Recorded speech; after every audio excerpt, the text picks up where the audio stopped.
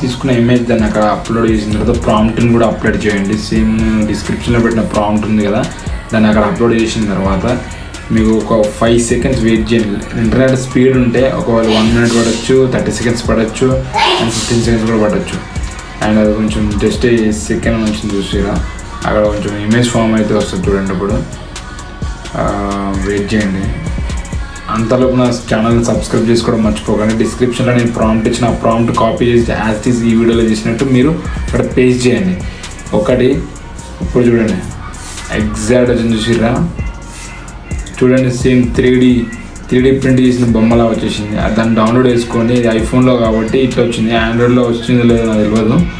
ఇంకొక విషయం ఏంటంటే క్వాలిటీ ఉన్న ఫోటోని అయితే అప్లోడ్ చేయండి, బాగా వస్తుంది చూసుకోండి. ఇప్పుడు ఇమేజ్ క్వాలిటీ ఉన్న పిక్చర్ అంటే పిక్ అయితేనే బాగా వస్తుంది చూసిరా, హైలైట్ కదా.